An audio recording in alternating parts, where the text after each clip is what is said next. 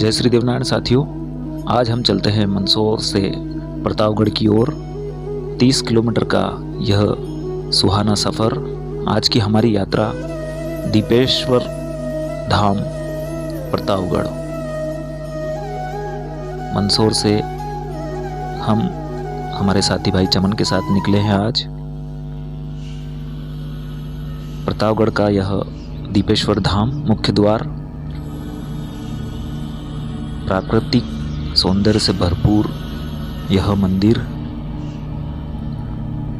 पूरी तरह गौतमेश्वर महादेव की याद दिलाता है। वैसी ही पहाड़ियाँ और प्राकृतिक पेड़ पौधे इस महादेव के धाम में भी है। सुंदर चढ़ाव। मैं और मेरे साथी चमन जी दोनों यात्रा पर आज दीपेश्वर धाम की। यह मनोकामनेश्वर महादेव है, जहाँ सभी मनोकामनाएं पूरी होती है।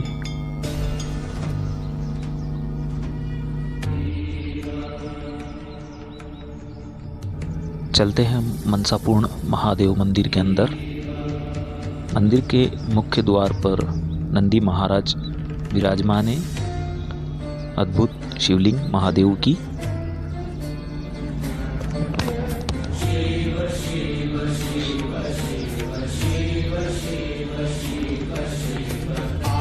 मनसापूर्ण महादेव का यह अद्भुत शिवलिंग और शिवलिंग के बाहर ही प्राकृतिक वन्य जीव बहुत देखने को मिलेंगे आपको। इसके साथ ही यह जो स्थान है पिकनिक स्पॉट भी है।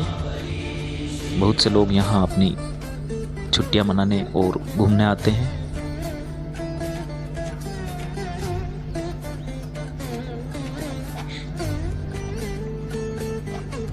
महादेव का यह स्टैचू पुराना किला भी इसे कहा जाता है। पूरा यह मंदिर पुराने किले में विराजमान है। और हम इस जगह पहुँचे हैं ऋण मुक्तेश्वर महादेव। कहते हैं इनके दर्शनों से ही आप ऋण मुक्त हो जाते हैं। तो चलते हैं हम ऋण मुक्त महादेव।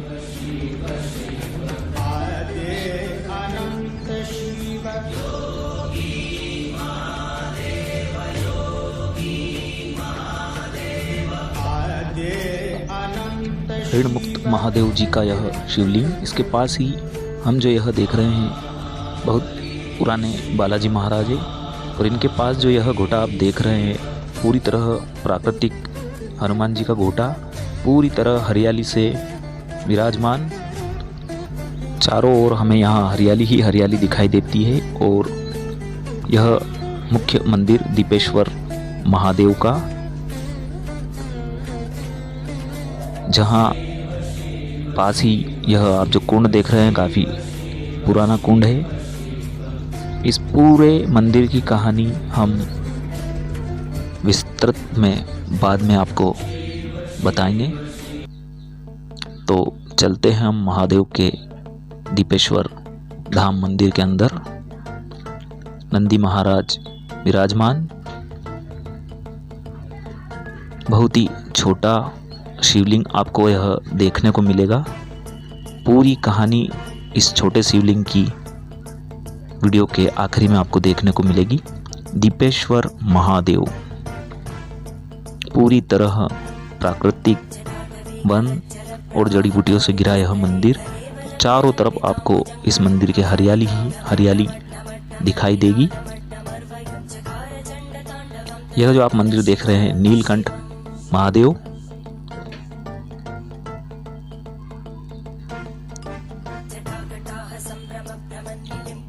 नीलकंठ महादेव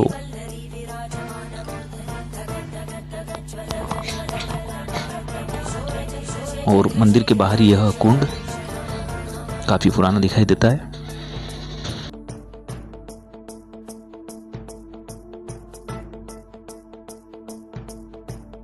हम खड़े हैं नीलकंठ महादेव प्रतापगढ़। आप जो देख रहे हैं गंगा कुंड है, काफ़ी वर्षों पुराना लग रहा है और इसका जो पानी है अभी गर्मी का मौसम स्टार्ट होने में है, फिर भी अभी ख़त्म नहीं हो रहा है, तो काफ़ी वर्षों पुराना है। मैं और मेरे साथी चमन जी आज हम इस प्रतापगढ़ की यात्रा पर हैं। दीपेश्वर महादेव पर अभी हम खड़े हैं। पूरे दीपेश्वर धाम मंदिर की जानकारी अब हम आगे आपको दिखाएंगे। हाँ, मैं मोहनलाल त्रिवेदी, प्रतापगढ़ बाण माता मंदिर का पुजारी, दरबार का शिवशोदय वंश का जो मंदिर है उसका पुजारी। प्रतापगढ़ की पुरानी राजधानी देवगढ़ रही है और देवगढ़ में दीप सिंह जी एक राजा हुए हैं जो सायंकाल देवगढ़ के किले पर बाहर की तरफ ऊपर छत के ऊपर घुमा करते थे। वहाँ से उन्होंने, ये बिल्कुल झाड़ियाँ और जंगल था, तो यहाँ एक प्रकाश सा उन्हें नज़र आया। तो वे अपने सिपाहियों को लेके यहाँ आए और जब उन्होंने देखा कि एक गौ वहाँ रोज़ खड़ी रहती है और उसके चारों थनों से दूध गिरता है और निकल जाती है गौ, वो जिसकी गाय थी वो भी बार बार ये देखता था कि ये किसने, कौन है ऐसा जो मेरे गाय का दूध निकाल लेता है।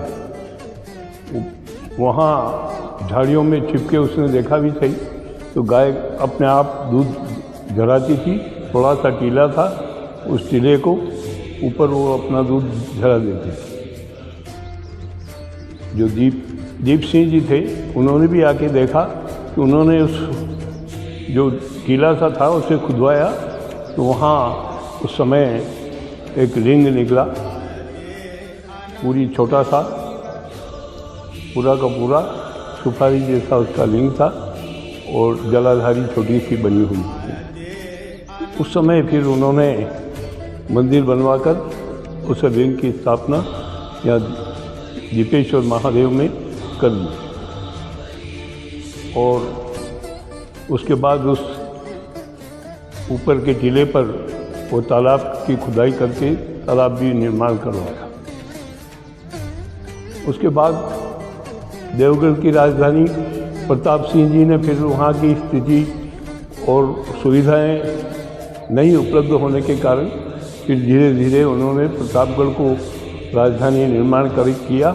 प्रताप सिंह जी ने एक बाज़ार जो सदर बाज़ार है उसका निर्माण करवाया। फिर आगे गोपाल सिंह जी हुए तो उन्होंने गोपालगंज का रास्ता निर्माण करवाया और सालम सिंह जी हुए, उन्होंने सालमपुरे के निर्माण करवाया। इस प्रकार प्रतापगढ़ का विकास हुआ। तो दीप उस समय जो गौ उसको झरती थी तो वो दीपनाथ के नाम से फिर प्रसिद्ध हुआ दीप सिंह जी की वजह से। और आज भी वहाँ हजारों लोग आसपास के आते हैं और वहाँ दीपेश्वर की सेवा करते हैं और अपनी जो मनोकामना होती है उसको वहाँ निवेदन करते हैं और उसका परिणाम उन्हें मिलता है और इसी के परिणाम स्वरूप वहाँ वो धाम का निर्माण चलता रहता है। इस क्षेत्र में औषधियाँ खूब निर्माण होती है, खूब पैदा होती है। तो ऋषि मुनि भी यहाँ आकर चतुर्मास में निवास करते हैं और उन औषधियों का चयन करके फिर ले जाते हैं और दीपेश्वर के इस स्थान पर भी कई संत आकर निवास करते हैं और उसकी उपासना करते हैं भगवान शंकर की, दीपनाथ की, और उसका प्रतिफल उन्हें मिलता है। इस प्रकार ये बहुत ही प्राचीन स्थान है और प्रतापगढ़ का एक नाक है और यहाँ भगवान शंकर की उपासना नियमित चलती रहती है। 12 महीने यहाँ कहीं न कहीं उत्सव, कहीं न कहीं कार्यक्रम, कई अभिषेक उनके चलते रहते हैं और इस प्रकार लोगों का मनोकामना पूरी होती है और उसको वो पूरा करते हैं। साल भर में प्रतिवर्ष यहाँ दीपेश्वर में मेला भी लगता है। इस समय जो पर ये अपने शिवरात्रि के समय मेला भी लगता है और उत्सव भी होता है। शिवरात्रि का उत्सव यहाँ बराबर चलता है और उसी को विस्तार रूप देकर मेले का बड़ा रूप धारण किया है और उसी में चलता है। एक दशहरे का मेला भी लगता है, उस समय भी दीपेश्वर में बराबर उस क्षेत्र में पूरा का पूरा व्यवस्था रहती है और इस प्रकार दोनों समय मेले का स्वरूप बन जाता है। विशेष किसी प्रकार की मनोकामना पूर्ण होती है? हाँ, मनोकामनाएं जो भी मनोकामना लेकर उनके वहाँ दरबार में जाता है, उनकी मनोकामना पूरी होती है और फिर उसके बाद वह अपनी मनोकामना पूरी करने के लिए जो भी वो बोलता है पहले, वो सब आकर पूर्ति करवाता है।